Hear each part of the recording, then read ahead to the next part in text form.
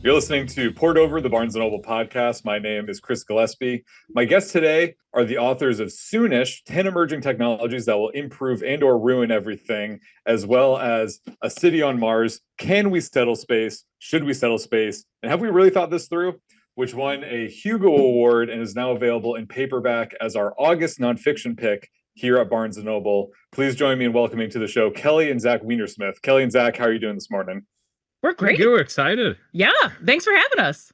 Thanks so much for being here. I had a blast reading A City on Mars, and I can't wait to speak to you both about it. I have the hardcover edition here with me, but as I just mentioned, it is available out in paperback this August, and I highly recommend that everyone go to Barnes & Noble and check it out and pick up a copy of it. What kind of response have you gotten since this book's been out for almost a couple of years at this point? What kind of response have you gotten over the past couple of years? Depends on the community you're talking about. There are some people who literally refer to us as the enemy, and so they didn't enjoy our book. But we've actually been surprised by how many people who are pro-space settlement have had positive conversations with us. We've been invited to their meetings, and usually our introductions are something along the lines of, well, none of us want the Weinersmiths to be here, but they have a couple good points to make, so let's go ahead and listen to them. So they've been really good sports, and yeah, we were super excited about the Hugo, and so in general, it's been a good response. Yeah, I was looking at the Hugo in preparation for this to see what kind of category it was in, and it seems like although it generally the awards are oftentimes for fiction writing or works of fiction, whether they're books or movies, but they also have a category that's basically, my understanding, it was just like other really awesome works of writing that would deserve recognition, which is what you guys won. So I think that's awesome. Yeah, we were joking. We were talking. The guys who wrote The Expanse, I think, have won like 4 or 8 or 20 of these, and I was like, "But you've never won the category where you're up against literally anything." your Hugo for a novel is like, it's cute. I didn't know they had a related works category, and so my first thought was, "Oh my gosh, we got so much stuff wrong. They thought it was fiction." But anyway, yeah, no, I have actually heard from a couple folks who write sci-fi where they've said this really helped us sort of understand the constraints in the environment that we want to put our characters in. So I think that's how we got on the Hugo's radar. And for the listeners at home who have not read the book yet, it is nonfiction. Like we said, it's a exploration of kind of going through really the questions that are listed in the subtitle right here. Can we settle space? Should we settle space? And have we really thought this through? Having read the book, I got the impression that the thesis sort of the book and kind of like what you're questioning and everything might be considered taboo in some circles, like you were saying, in the scientific community. For context for the listener, why exactly is it kind of controversial for that community? Why is it taboo? What are some of the arguments that you're kind of challenging, or I don't say poking fun at? I mean, you do write about it in a way that's very fun and accessible, but you are seriously kind of questioning the value or the merit or practicality of certain ideas that are out there. Go for it. Okay, sure. Well, so, I would say at the outset, before I rip into this, like, we do think space settlement is kind of awesome. And that's the attitude we went in, and to an extent we still retain that. But the problem is, if you were to just go buy books and things said by very rich people who own rocket companies, you might get the impression that it's imminent and really important and will be like vastly remunerative and not so hard. And it's none of those things. And, as researchers, it's not only none of those things, but it's also the things we do need to do in the meantime if we want this are kind of fascinating.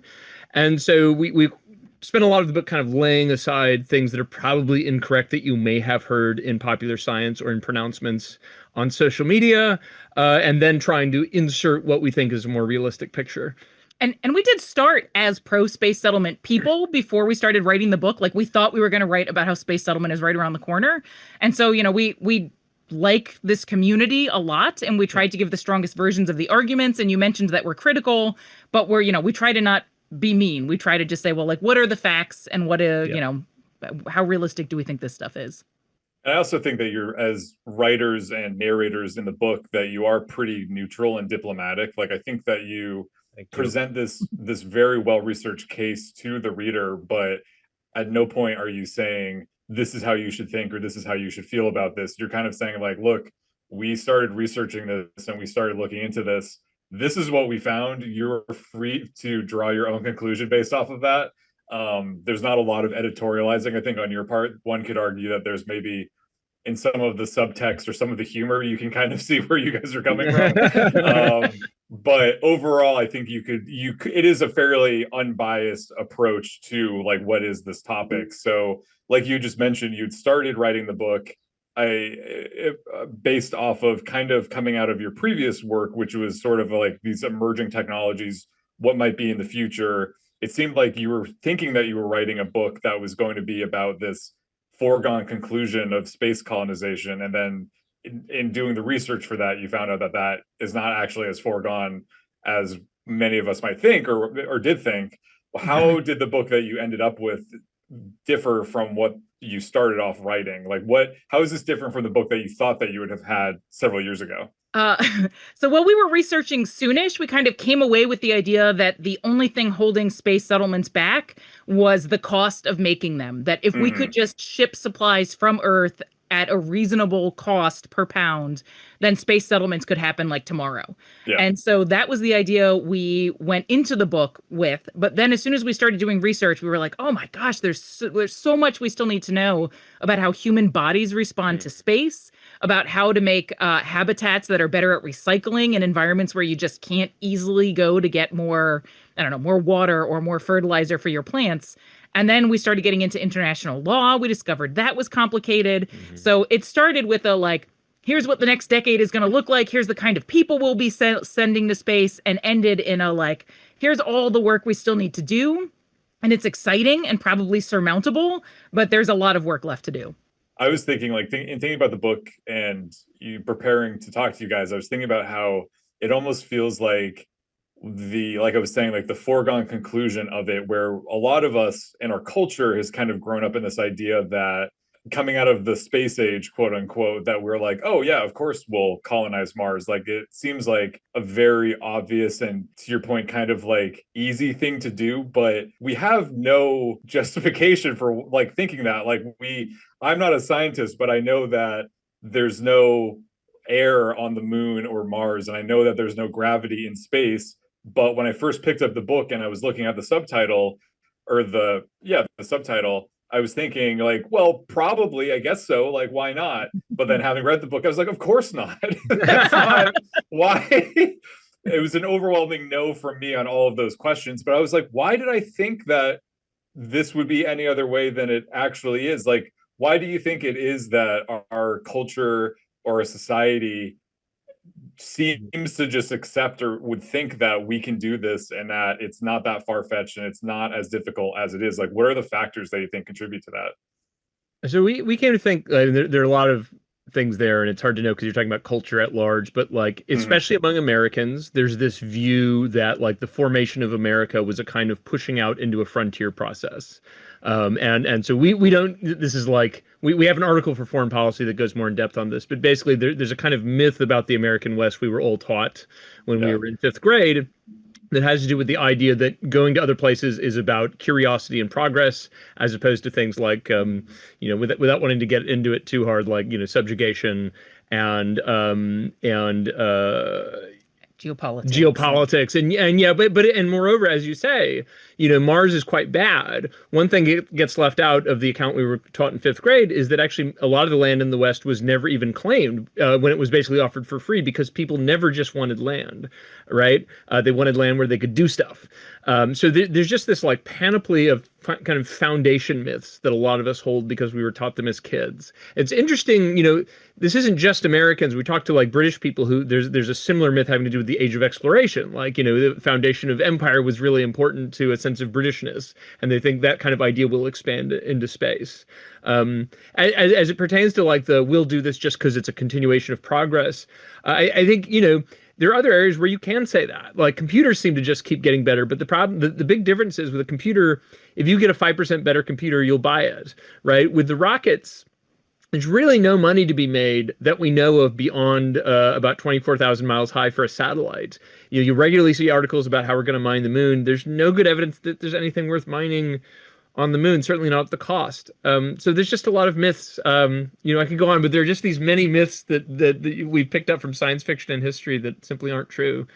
And it seems that thinking about science fiction properties and things like that, about the narratives that we kind of have cultivated, it's that space travel, as science fiction would have you believe it oftentimes, is basically if you're traveling through space, it's not unlike traveling on a boat in the ocean, where it's like, well, of course you can't survive in the ocean by yourself, but you're in a ship. So, if something like Star Trek, for example, like I'm sure they have some kind of explanation for the artificial gravity, but watching that after reading the book, I'm like, well, this is insane that they're all walking upright, because you spend so much time in the book of like, well, people are going to be floating and their muscles are going to be deteriorating and they're going to need to rely on like straps, and how are we going to like, but then you watch Star Trek and they're just walking around like they're on a cruise ship, and I'm like, well, this is not how this would go unless someone developed artificial gravity. But then even then you say in the book, like, the idea that sometimes pops up in science fiction about the giant kind of floating circular space stations, even those are not really as they're cracked up to be as the movies or TV shows would have you believe. Yes. Yeah, I mean, they're going to be really hard to make. Like, the International Space Station houses about 10 people. It's the most expensive human-made project ever, and it doesn't rotate. So it doesn't do artificial gravity. So it would be a much more complicated engineering experiment, because it needs to be huge, because otherwise you'll feel the spin, and it's going to make everybody, feel sick. And if it's not big enough, then you have to start worrying about, like, where the humans are distributed around the ring. So if there's like a Taylor Swift concert and everybody's on one side of the ring, it's going to be off balance, just like your laundry machine is off balance if you have like all the towels on one side. And so you'd have to worry about like something breaking and everyone being like sucked out into the void of space. And so we read complicated proposals for having like a hydraulic system that would balance the mass. So if all the humans went to a potluck on one side, you'd have to move all the water to another side. Anyway, these things could probably be made, but they're going to be very complicated. And going back to what you said a moment ago, Zach, about how Mars is not good, like that's something that you guys drive home through the book of like, these are not, it's hard to convey to someone who hasn't read the book about just how not hospitable these environments are for humans. Like, it truly, because going back to like the whole sci-fi thing, is that I think oftentimes movies or TV shows or books might depict Mars or the moon as kind of this just kind of slightly difficult more version of like Death Valley combined with Antarctica, but that's still not even doing it justice, really. It's like, these places don't even have the baseline fundamental things that we take for granted for life here on Earth. They don't have the atmosphere. And even then you could go past the, just the need for oxygen and things like that. But then also things you go into about radiation and temperature and all of these different things that would have to be factored in to even survive for a little bit on Mars. Like, Mars isn't even a baseline for people. It's like we would have to work our way up from negative to get to a neutral place of basic survival on Mars. Yeah.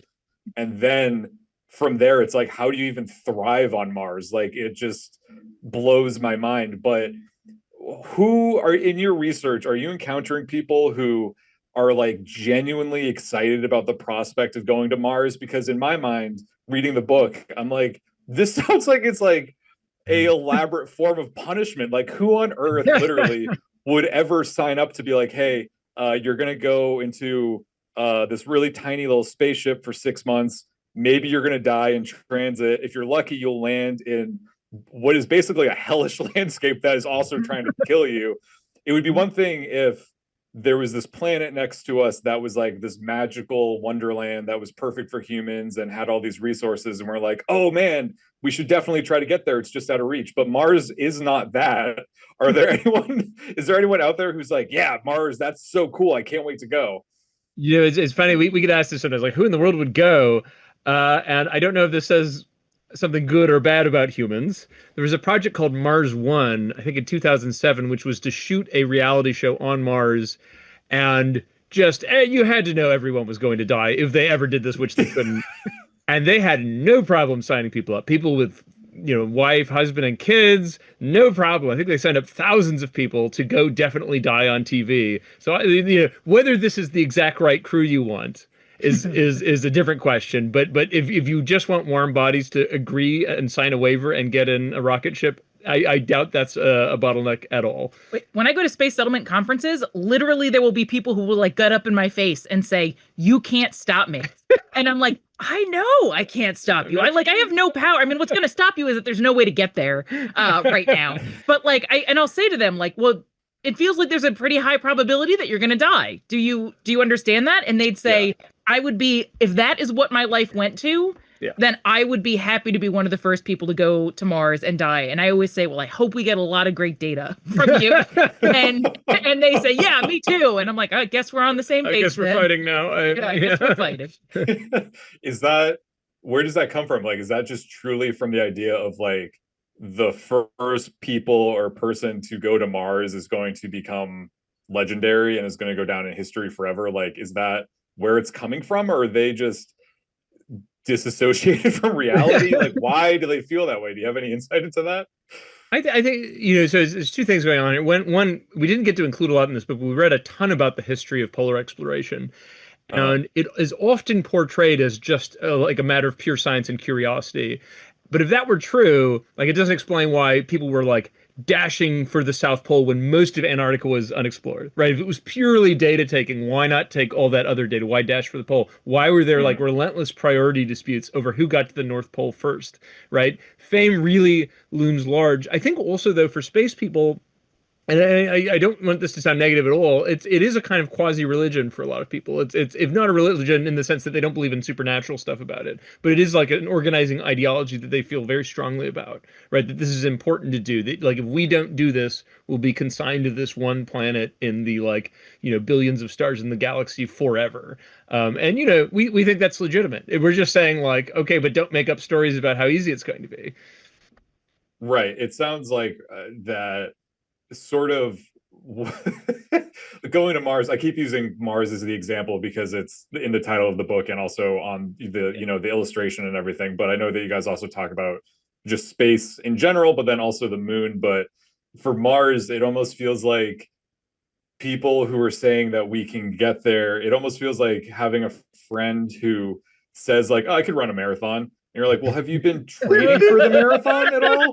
And they're like, well, I did a 5K like 20 years ago. You're like, yeah, but it's going to be a marathon. Have you practiced? And they're like, nah. And it's like, well, you could do that, but you're going to have to do a lot of prep work before that. And it's going to be really difficult.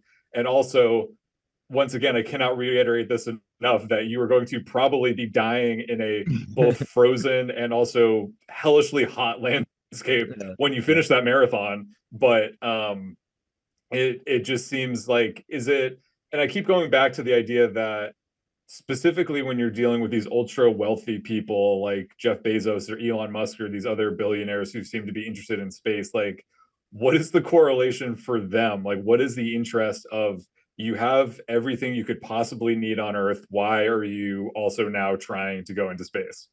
Right, well, first of all, welcome to the team, because you clearly are a fellow space, we'll say, jerk for the podcast. Jerk. So I think Bezos and Musk have very different ideologies that are driving them into space. So Bezos comes from the Gerard K. O'Neill sort of philosophy. And so Gerard K. O'Neill was a physics professor at Princeton in the 70s, and he was the one who came up with this idea of rotating space stations. And a big part of this idea is that there's so much stuff in space that you could move billions and eventually have literally trillions of people in space in these rotating space stations. And by doing that, you can reduce the pressure on Earth, so you're not going to have the problems associated with high populations, and you can move industry to space, and so you're not going to have pollution on Earth anymore. And so I think they really do believe that moving to space is going to be a way to protect the Earth. And so that's his philosophy and his push. And then Elon Musk is from sort of a different camp, and he feels like humanity needs a plan B. So if something catastrophic happens on Earth, you want a backup for humanity somewhere else. But the problem, like, so both of these arguments sound good, but when you start picking into the details, they kind of fall apart. So, for example, Bezos's idea that we're going to be able to save Earth by going to space. So right now, Earth puts on something like 200,000 people a day. And right now, we know how to ship like 5 people up a month. So like, and we don't know how to house them in like sustainable habitats. So there's just zero chance that this is going to happen in time to save us from like the impending climate change issues that we're going to be dealing with. It's not going to be a viable solution. And then when you start thinking about what it would take to like manufacture cement in space and then ship it back down to Earth, it's like, oh, this doesn't really make sense. And then Musk wants to send people to Mars as a backup for humanity. And as you've noted, Mars is awful, but the rest of space is way worse. Mars would be our best shot at a place where you could have a backup for humanity. But in order for you to have a real backup, it would need to be self-sustaining enough that if like a comet hit Earth and all of Earth was destroyed, they would still be able to survive. Because otherwise you've just got like a lag before the rest of humanity dies, as opposed to like an actual backup. And so, yeah, I mean, can you imagine how much it would take before you could make something like computer chips on Mars? It's just that kind of stuff is generations away. So, you're not going to have a backup for a long time, and you can cause even more damage to Earth if you rush to do this kind of stuff and create geopolitical conflict about who gets to own what in space. And so if you're really interested in preserving humanity, you should make sure you do this right, which isn't necessarily doing it as fast as possible. And I mean, there's just so much to like think about and unpack with that, like, because it's like the whole backup theory is kind of like Elon Musk, like you're saying, like thinking like, oh, we need to be able to back up humanity on like an external hard drive, and that external hard drive is going to be Mars, but it's really not an external hard drive. It's like, hey, let's back up humanity on a floppy disk that then won't actually be able to restart the computer because like, hey, we have 6 people who are on Mars. Like, great. How are they going to get back to Earth if there's no one on Earth to help them get back? Like, it doesn't make any sense at all. But the other thing with stuff like that is like, if it was purely about having a backup humanity, you could just, any catastrophe you can imagine within reason, you could dig a hole and set up a really nice space in the hole on Earth, and it would be cheaper and better off. But speaking to like, why do they have this motivation?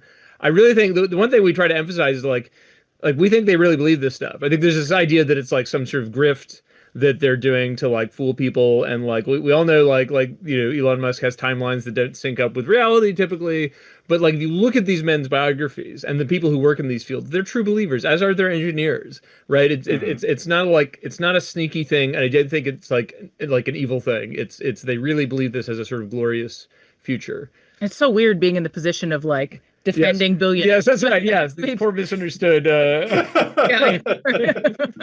I think they really believe it, but I also, in my mind, I'm just like, it's the ego that's involved to become a billionaire, and then when you become a billionaire, what it must do to your brain. And in my mind, I can't help but see the correlation between like, there's never enough for you. Like if you ostensibly have everything you could ever want on this planet, but that's still not enough. You still need to be able to etch your name into history by saying, I'm the one that helped colonize Mars, or I'm the one that created this settlement. And there's like a distinction between what I guess would be like ambition that's necessary for progress, and then just pure ego that's just kind of like, I want to do as much as I can and I want to be able to own as much. Because something that you keep pointing back to in the book is that corporations, unless the governments were able to really kind of change around or be able to accommodate this thing, like these are endeavors that would be funded by corporations where, I feel like people sometimes talk about like, oh, corporations here would charge you for air, or thank God they don't charge you for breathing yet. But I'm like, that's literally what would be happening in space or Mars. You'd have to have probably like a monthly subscription to oxygen that you'd be paying. But also, how are you doing that? You don't have a job because you're in space. There's nothing for you to do, but you're so beholden to these forces that are not in your best interest potentially. You'll have to watch commercials for 2 hours to get your oxygen, and then Right. Wait, so that does look like the most likely path right now, but I think it's worth noting that if this new space race that seems to be emerging between the US and China really starts to get some steam, you could imagine the US government wanting to get more involved, and in that case it could be more of a government led thing than SpaceX led thing. But at the moment it certainly does seem like it's more of a SpaceX led thing than anything else. Yeah. Have there been any presidential administrations or governments since what we would think of as the space age that have been really pro this, like really investing in space colonization or space settling? Is there anyone that's like really was kind of on the forefront, or has the government really just been taking their foot off the gas since like the 60s? That's a whole complicated history to go very quickly. I mean, of course you could say like the LBJ administration obviously like put a lot of money. I mean, Kennedy essentially went to Congress and said the Soviets are winning. Would you open the wallet? And they said, how wide do you want the wallet opened? But like you could very much debate whether they were trying to have a sustainable anything versus just trying to do this thing to show up Russia or show up the Soviets, right? And so like I won't get into the weeds, but the plan that was actually selected for the moon landing was not one you would pick if you were trying to make infrastructure to like do it again, right? And that's part of why by the 70s when Nixon's in charge, it's incredibly expensive and the public kind of doesn't care. We have polls about this. The public is like not super into spending these gobs of money on sending some dudes to the moon. And so that's why it dries up. And then, it kind of gets put on life support for a long time, essentially because there's nothing left to do. Like the U.S. won. It's clear the U.S. was actually basically ahead the entire time. There's no serious rival anymore. And so the program becomes sort of moribund. Although, I mean, like, again, like part of the problem is it couldn't be done. Like if you look at like the von Braun plan from the 50s, he was like, we'll have like armadas. It'll be like a new Columbus and we'll go to Mars and the giant vehicles will land on skis and we'll get out and start a new. And it was never going to work. Because back then they thought maybe there was like life on Mars. Maybe there was stuff you could eat on Mars. They didn't know. Once the Mariner probes go out, it's clear this is like a very desolate place where there's like neither an easy path forward nor a reason to go. But so more recently, Newt Gingrich was interested in sending people to the moon like settle or to at least snag some land. Yes. And then, Trump in his inauguration address said something about our manifest destiny and planting a flag on Mars. Yes. And Elon Musk said in a town hall that the reason he decided to like throw all of his chips behind Trump was because he felt like red tape was going to keep him from getting to Mars. But the Trump administration sort of understood his dream and would, back him. Yeah, but we should know like it's been very bipartisan. Like the Obama administration and then the Trump administration both insisted that Americans can claim resources in space without limit. So it's like it's not just a kind of right wing thing. Yeah. Mm-hmm. But I don't think any administration has been like one of my top line priorities is to land people on Mars. Yes, that's right. So speaking to that a little bit, like you do talk quite a bit about in the book about space law. And sort of, and that's something that I truly have never thought about in my life prior to reading the book. And I don't know the listener, I don't know if you're thinking about space law at home, but for the folks that are listening at home, could you kind of, I know it's extremely complicated and everything, but like the highest level overview of where space law is right now? Sure. So 1967, and I promise you won't get like a year by year summary of what's happening. But so in 1967, a treaty came out through the United Nations that we call the Outer Space Treaty. And the most important thing to know about this treaty is that it says you can't claim sovereignty over anything in space. And so you can't land on the moon and say this belongs to the United States. When we planted our flag, that was a symbolic gesture, not sign that we were taking over the moon. And so, when Elon Musk has in the Starlink terms of service a phrase that says something about, when there are people on Mars, they won't be beholden to the Earth government. They'll be starting their own nation. They'll govern themselves. That straightforwardly breaks international law because there's not like a loophole for companies. International law clarifies that when you go to space, whether you're an individual or a corporation, you're the responsibility of some nation. So if Elon Musk and SpaceX start a settlement on Mars, according to international law, it would be the responsibility of the United States to make sure that everyone continues to follow international law, which would mean they couldn't claim sovereignty and start their own nation. There was some ambiguity about whether or not you could extract resources and sell them. Does that count as sovereignty or not was an open question. It looks like that's getting cleared up. NASA had this thing called the Artemis Accords. They still do.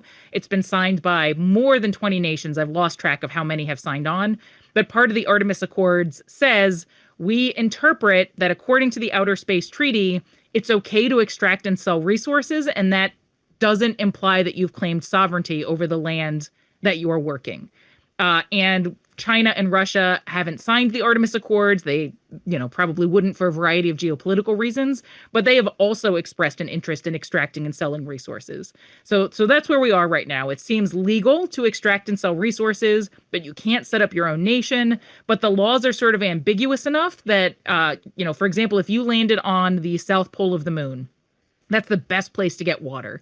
In the craters, there's frozen water that you could extract and, use for a variety of reasons. And the craters have rims that are high enough up that you could set up solar panels so you could have solar power something like 90% of the time. Whereas if you're at the equator, there's a period of time equivalent to 2 weeks on Earth where you'd be in total darkness. So solar power would not be viable. So there's this part of the moon that China and the US are both interested in going to, and there's a good chance that we could have a scramble for lands down there. And according to international law, it's not clear what would happen. So you could, the United States could land and start mining the water to sell or to turn into rocket fuel for people who want to go somewhere else. And it looks like it would be okay to extract those resources. But there's also this idea called safety zones where you can say all right, we've set up here and you need to stay something I'm going to make up a number, something like 20 kilometers away, because if you land in the vacuum of space, there's nothing to slow down debris. So if a rocket lands nearby and it kicks up dirt and rocks, they're going to move really fast and go really far. And if they come hurtling towards my habitat, they could kill me or destroy my equipment.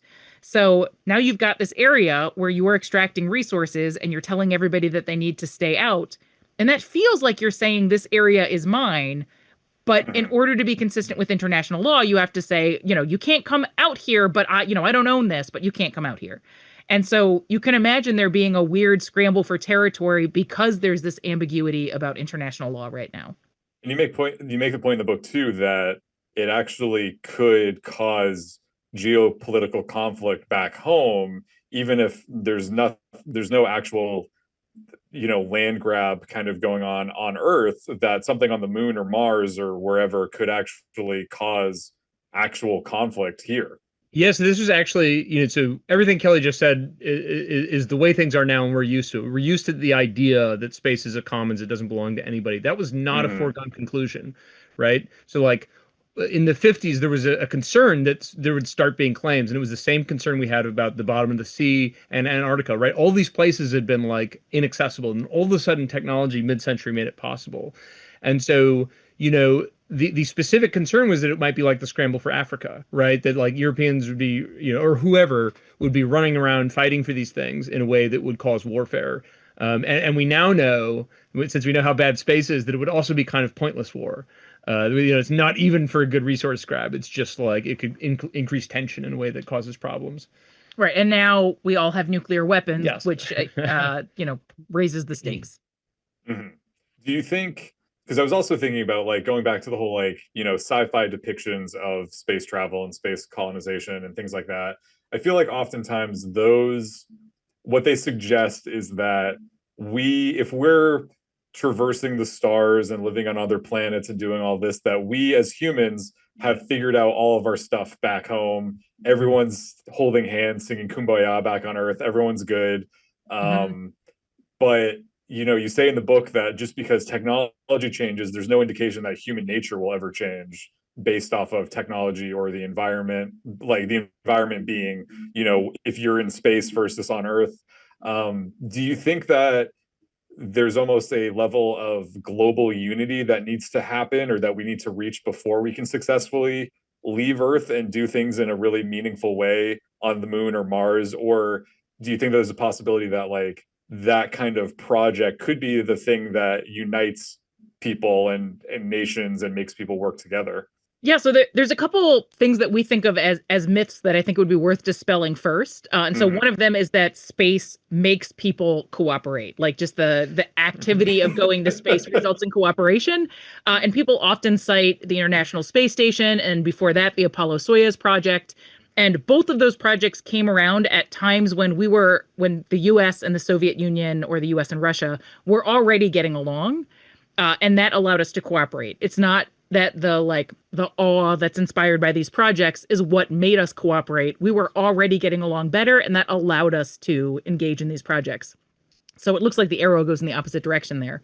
Also, sometimes when you bring this up with other people, they'll say, well, okay, but going to space will make people more peaceful. And the idea here is called the overview effect. So you go to space and then you view Earth and you see things like, Earth is protected by a fragile ribbon that is our atmosphere. And so we all need to care more about the Earth. And from space, you can't see any borders. And you realize that we should all be getting along and that our problems are all sort of human constructs that we don't have to hold to anymore. But there's a lot of problems with that. And one of them is that you can see borders from space. And so it's just wrong on the face of things. You can see the Pakistan-India border, and you can see the border between North Korea and South Korea. These are areas where there are conflicts that are so severe that you can see them from space. Like India-Pakistan border is lit up. Anyway, and so I think space isn't going to solve a lot of our problems, but I don't necessarily think we're going to become a perfected species before we go to space. And so I think realistically, I would like to see us at least figure out some more rules of the road, like maybe a system for who gets to go where, what you get to do when you're there. So something like the International Seabed Authority. So the United Nations Convention on the Law of the Sea determines, or has a authority, a body that determines who gets to go where, what resources they get to use, and a lot of people are part of the conversation. And so that should stop something like a land grab. We don't have something like that right now, but maybe that's not necessarily the exact right solution for space, but I'd like to see something that puts some sort of guardrails on what we're allowed to do in space to reduce conflict. What do you think? Look at that. This is how you write a book with your spouse. Yes. I was curious to ask you guys about that. Like, how does that process work? As you are both being not only co-authors, but also married. How do you have a work-life balance? Like, do you have specific time that you're like, we're just talking about the book now? Or when you're making dinner, are you like, hey, I was thinking about chapter 13, and I think if we move this paragraph, how do you keep your sanity, I guess, when you're working on a project like this? We didn't, and there was no work-life balance. And I mean, we had a sort of process, and we had different roles on the book, and not completely, it was all overlapping, but mostly it was just kind of like nonstop research and then refining. And so, yeah, I mean, it wasn't as if it was like, well, we'd better be talking during dinner about this. It was like all we talked about for years. Like our daughter was like, please stop talking about moon law. What? And we wrote it during the pandemic, so we were both with each other constantly. Yeah. So were our kids, and during the pandemic, with everyone being at home, work and life just sort of swirled together in an indistinguishable way, and we survived. So. I did. That is funny because I was just thinking, I'm like, this sort of feels like it could have been a really good pandemic project based off of the timeline for it and how deep you guys go into the research. I could see that. But you also, a big part of the book are the illustrations, which Zach, you're the mastermind behind those. Mm-hmm. Yeah, it's funny. I hope it reads as a cohesive whole, but all the almost all the jokes and drawings and things, that was the final gloss. That was okay. The last, yeah. I hope it reads as if we started at the front and just wrote it all the way through. But actually, it was a much more involved, agonizing process. And then at the very end, kind of went through and said, let's add a little humor on top to get you through Antarctic treaty law. Our editor was such a good sport. She's like, how many chapters do you want to do on international law and rights to space? Yes. And we were like, 5. And she was like, wow, you guys better be funny. And so we're Zach and I read far and wide to try to find, the best stories about Nazis hiling penguins in Antarctica. Yes. And we worked really hard to try to make sure it was funny. And hopefully we made international law a bit more palatable. It had to have been way more palatable than the textbooks we had to slog. Yeah. Absolutely. I mean, as a reader, thank you for going through all of that and turning it into something that's much more accessible and fun, because you have the illustrations. The tone of it is you do such a good job of explaining everything, but it's also very fun and accessible for someone who's not, like I said, I'm not a scientist, so I don't know a lot of this stuff, but I was able to understand it. And there are so many, I don't want to say necessarily gross parts of human life that you guys explore, but you do have to consider certain things of like, how are these people going to be going to the bathroom, or how are these people going to be reproducing, like things that you don't always see in Star Trek or Star Wars, but would be a very valid concern, and like something that would need to be figured out if this were to be a real thing, a reality, I guess. But so that's a fun dimension to the book as well. Yeah. Thanks. Yeah, I'm glad you enjoyed it. And when we talk to astronauts, they tell us they most often get asked about going to the bathroom in space. Yes, it's so one question. That's right. So we are humans, and we all have human concerns. So you mentioned that your kids are listening to you talk about this book. Are they interested in science, or do you think growing up with this book being written in their house, they're like, I want nothing to do with this at all? I don't know. There's still a little. Give it a chance. No, but yeah, I have a distinct memory of like getting into the car with my daughter and being like, "Hey, can I talk to you about like who should get to own the moon?" And I feel like most kids would be like, "Whoa, weird," but she was like, "No, no more." And she's in elementary school, and I was like, I can come to your class and talk about space and space law. And she was like, no, thank you. Oh, all right. Yeah. Not invited. Yeah. I'm sure someday in the future they will realize how cool you guys are and how awesome it was that their parents wrote, such a fascinating book. And they can be like, see, this is why we shouldn't go to space. My parents wrote this. Maybe. I hope so. Thanks. Cautiously optimistic. Yeah. Has writing the book and researching the book like changed how, we've been talking a lot about the science fiction and those things like that. Were you guys science fiction fans before? And has like writing the book changed how you relate to that content? Do you want nothing to do with it anymore? Can you not enjoy it because you're like, oh, this is inaccurate, that's inaccurate, that's impossible? No, I won't speak for Kelly, but my other hat is I like write fiction. So like I guess my view is if I read science fiction, I'm not reading for accuracy. I know there are such people. I'm reading for like a cohesive, enjoyable story. If it involves lasers and spaceships, that's fine. But as long as it's cohesive, I don't care. I suppose if there was a real whopper, like someone stepped out on the moon and like breathed the fresh air, that would probably do it in for me. But like, I mean, it's a story, right? We tell stories to do things other than have accurate hardware. Yeah. If a world is created and the author sticks within the rules that they created for that world, then I'm fine. I get taken out if they break their own rules, but I don't care if those rules match what actually happens in the real world. I'm willing to, suspend disbelief. Well, everybody says we should watch For All Mankind, and we just haven't. And now I'm worried. Have you watched it? No, we haven't. I'm worried it's going to be like the doctor who watches Grey's Anatomy and is like,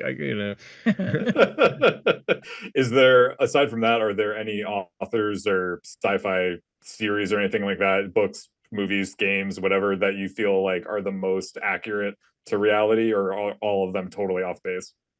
I think generally like The Expanse and the Kim Stanley Robinson stuff are considered pretty good. And Andy Weir is a pretty big nerd about accuracy. Mm-hmm. Yeah, they all have some things where they tinker with the world like, not have to deal with something. Yeah. Like, in The Martian, great book. I totally love it. But Mars has 1% of Earth's atmosphere, and you can get windstorms that blow the dust off the Martian surface and cover the entire planet in dust. But that wind would not be strong enough to knock over a spaceship, like happens at the beginning of the Martian, and that's why he gets stranded, because the ship's about to tip over and they have to leave without him. And so there's some stuff in every book, but that doesn't ruin it for me. I'm just like, okay, that's what happened. That's what you needed to happen for the story. Yeah, and let's go from there. Yeah. Is it possible, like as we're winding down, if you guys had to make just a rough estimate, I'm going to ask you both individually for your own separate answers for this. Roughly, how much money would it take? And also, what year do you think, given everything that this is such a hard question. I don't know why I'm asking it, but I'm also having kind of fun asking it. Yeah. Would it take, how much money and what year do you think we would be able to effectively like colonize or settle Mars in the way that, you know, Elon Musk's wildest dreams are coming true, and that is a wild success? You've got to pick one of us, because whoever goes first is going to embarrass themselves the most. So you pick which one of us is going to do it. Okay, Zach, we'll make you go first. Sure. So look, you know, a lot of space geeks will tell you, I think correctly, that there doesn't need to be any new science to get to Mars, right? Like everything is possible. Okay, Kelly's already getting mad at me. I mean, see, like I'm not mad. I mean, okay, but no new science in the sense of like getting to another star would require like completely new type of engine and all sorts of stuff, right? So meaning like if tomorrow for some crazy reason, like the governments of the world decided to spend $5 trillion a year on making a city on Mars happen, you could do it very quickly. Potentially, you could, at least in the sense, literal sense of getting the people there, maybe in 10 or 20 years. Where we get nervous is even if you did that, we have these huge gaps in things like, can you even reproduce in this setting with low gravity, among other issues? And we just don't know. And so there's some world in which you say, like, you can imagine, like, you do a sci-fi scenario where, like, another planet is whooshing in towards Earth and it's going to explode Earth and there's no way to stop it. So all we can do is offboard onto Mars. Like, it's literally probably possible to get the people there in maybe 10 years if every dollar moves towards, like, we're talking about trillions, right? But you would still be in a situation where it's possible it'll still be a calamity because we're missing so much information about like biology and ecology. And of course, we also have concerns about like how to run a government in a setting like this, where, as you say, like oxygen is not a free resource.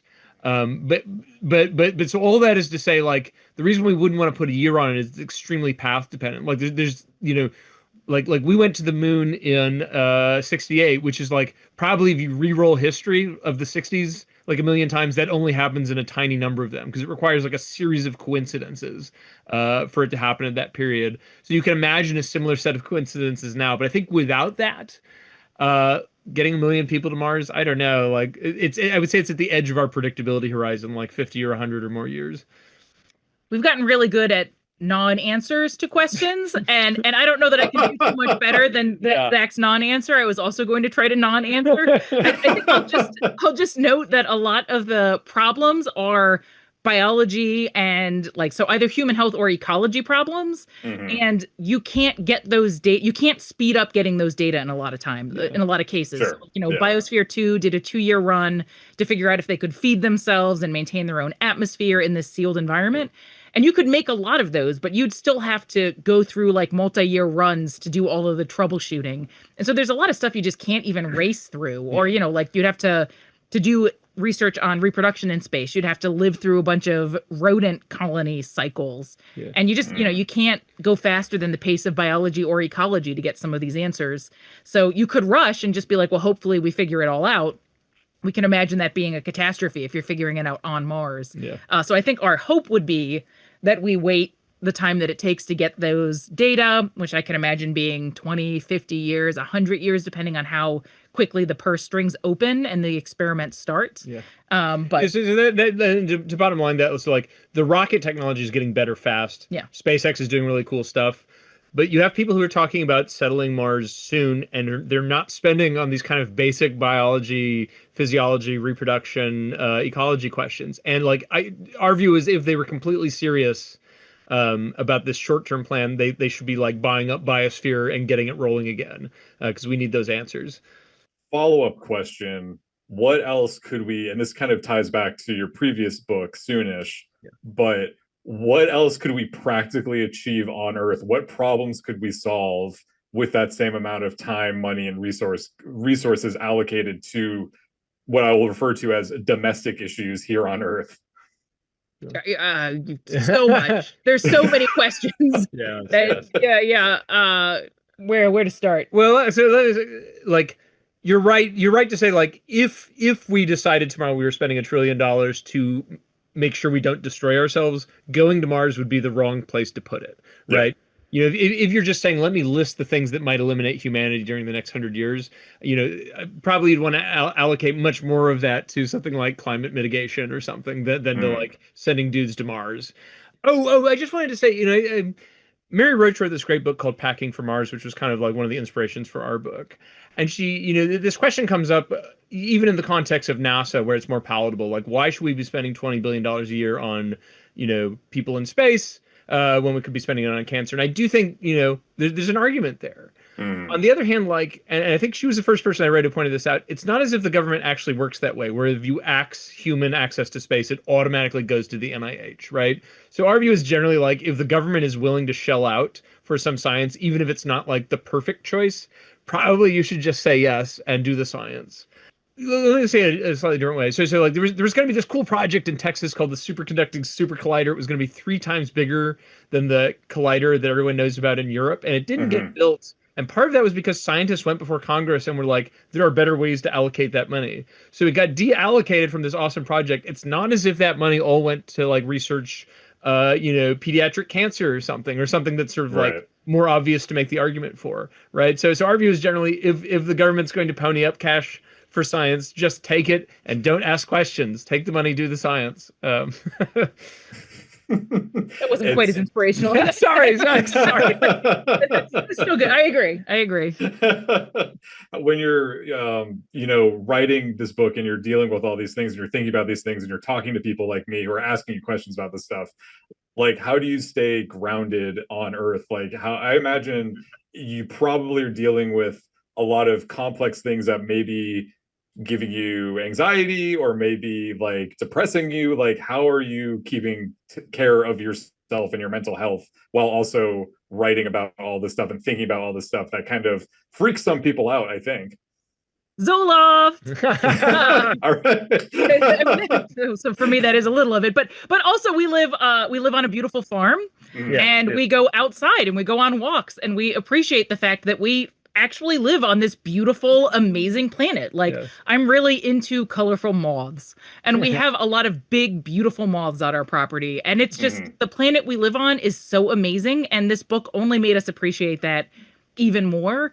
And the kind of research we still have to do is really interesting and could have really cool implications for life back here on Earth. So, if you figure out how to do better recycling in a sealed habitat, which is something you'd need to do on Mars, you can imagine that would help us here on Earth as well. So there's lots of reasons, if you focus in on the good things that we would learn if we, decided to go through with this plan, we'd learn cool stuff along the way. And in the meantime, we have this amazing planet, and we should redouble or retriple or quadruple our efforts to protect it and keep it in as good shape as possible, because Mars is a far cry from what we've got here. I could not agree more. We're just about out of time. I did want to ask, A City on Mars is going to be the nonfiction pick at Barnes & Noble when it comes out in paperback in August. But are you guys working on anything else in the near future? Maybe not within the next 50 to 100 years like Mars colonization.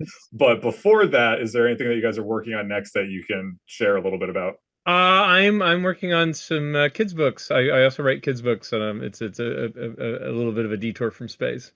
My main training is in parasitology, so the study of parasites. And so my next book is going to have something to do with parasites. We're both doing separate projects for a short period of time, and then we're gonna come back together and for another monster. He thinks parasites are kind of gross. I won't say that I think I've assessed that parasites are gross. You've assessed I won't say that I think kids are kind of gross, but I'm not much of a kids book author, so we'll come back together. Maybe not. Maybe you don't want to blend those two concepts of parasites and children's books, or it could maybe be something very interesting. Who knows? But and if the folks listening at home want to find you guys online or follow you on the social medias, how can they find you? There are only 4 Weinersmiths, and we are half of them, and the other 2 are our children. So if you just search the Weinersmiths online, you will find us. Zach does a Saturday morning breakfast cereal comics. I co-host a podcast called Daniel and Kelly's Extraordinary Universe, and you can find all of our great books on Barnes & Noble's website. Perfect. I didn't even have to plug it myself, but I still will. So listener, if you've enjoyed our talk today and you want to learn more about this, I cannot stress this enough, barely scratched the lunar surface, should I say, with this conversation. Definitely check out A City on Mars. Can we settle space? Should we settle space? And have we really thought this through? It's available in paperback now. Kelly and Zach, thank you so much. I hope you guys have a great rest of your summer. Thanks. It was fun. Yeah, this was great. Hope you have a good summer too. Hey readers, it's time for another TBR Top Off. We're going to recommend a couple of great books to pick up when you stop in for your copy of City on Mars. I'm Mark at my Barnes & Noble in Cincinnati, and I'm joined today by my book buddy Donald. Hello, Donald. How are you? Hi, Mark. How is everybody? Well, I think everybody's wonderful if they're listening to this episode because City on Mars is great. And it is our August nonfiction pick for Barnes & Noble. Rightly so. It is delightful. It is fascinating. It is full of research, and it's just a really fun read. When you are ready for another round of fun meets fascination meets well-researched meets great nonfiction, I would probably recommend that you dive into anything written by Mary Roach. But for this episode, specifically, I want to recommend Packing for Mars, The Curious Science of Life in the Void. Oh my God, I love this book. So Mary Roach is a master of combining extensive research with a really great sense of humor. Here, she basically gives you a rundown of how being an astronaut can be ridiculously awful. She covers the early days of space travel and how woefully unprepared we were to take that journey, and sometimes maybe still are. She also goes deep into the gruesome and hilarious ways that bodily fluids, functions, bodily waste, and essential human functions are upended literally in zero gravity. And also the strides we've made to work around our basic needs in the void of space. Humans are really not meant to be in space. There are a lot of reasons for that. I think that we have made a lot of really interesting innovations in order to kind of help ease that awful, horrifying pain that any of us would succumb to. And also being a human can be gross and messy and ludicrous. Tossing a gross, messy, ludicrous human into space is just bonkers. But Mary Roach is not afraid of bonkers. In fact, she embraces it wholeheartedly and is here to tell you just how bonkers it is to have a human try to go to space, but also how fascinating that can be. I learned a lot from this book. I laughed out loud. I got grossed out. Exactly what you would want from a Mary Roach title. So check out Packing for Mars. Donald, what do you have for us? Well, Mark, first of all, I have to say that's awesome. And I think actually, didn't she write a book called Bonk? So she did. So I think that's there's an extension. If you want to go really bonkers, try Bonk. So for me, I looked at the same thing. Like, what are other books that really just do a very unique look, like you said in the beginning, of just historical, but yet explorative, and then also the book I'm about to mention also throws a little fiction in there a little bit. And so trying to find the right book to go along with this really came down to Sam Kean. So if anybody has heard of him before, he loves to just dive into all kinds of topics. But this time around is his newest one, Dinner with King Tut. And why I chose this one is, much like City on Mars, it's really looking at all this one big thing, but all of these pieces that connect to it. So history is often neglects the texts, textures, tastes, sounds, and smells that are unique and intimate part of our pasts. And this new generation of researchers that he talks about in this book have created something called experimental archaeology. So they pretty much recreate the past to see how it really worked, so then they can actually see how it evolved and adapts and all of those kinds of things. So instead of archaeology as being something you look for, they're recreating it. And they recreate, and along with Sam, so many different things in different parts of the world. They investigate unsolved murders of ancient bog bodies. They go pioneering to discover, human mummies and how to actually do that process. It's going back to bonkers. It's bonkers to think about that somebody's out there like recreating mummies, but so that way they can see all the steps that it took to make that thing happen. They went back and carved primitive spears to go hunting. then napping their own obsidian blades, which that's the first chapter in this book. That is so fascinating. I knew nothing about that. I walked away going, that is so interesting. I would love to actually try that, right? That's how good he is at writing about these things that we take for granted that have resulted in the technology that we have today. They went ahead and built perilous boats and plunged out into the open sea just to see, how that would have felt like in those days. And some of it was dangerous. Some of it is disappointing. There are many times when he did something and went along with it, and it really didn't have, the effect that he wanted to.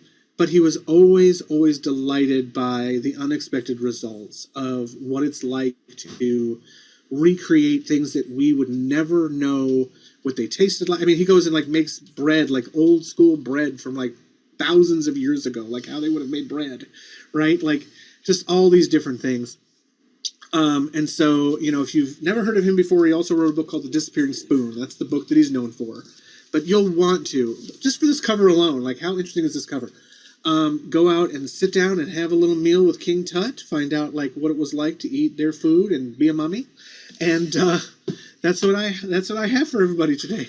That is perfect. I love Sam Keen, and I feel like Mary Roach, the authors of City on Mars, I think that they live in this sort of curious mind subcategory where it's accessible nonfiction that is in turns fascinating, in turns, a little coy, a little in on the joke, but really smart. And there's always great takeaways. So fantastic, as expected. So thank you, Donald.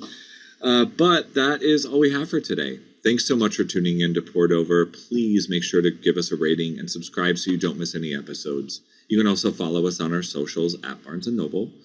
I'm Mark. You can follow my home store at BN Westchester. Donald, where can we find you? You can follow my store at BN Livonia. All right, everybody. Thanks for tuning in. Happy reading. Bye.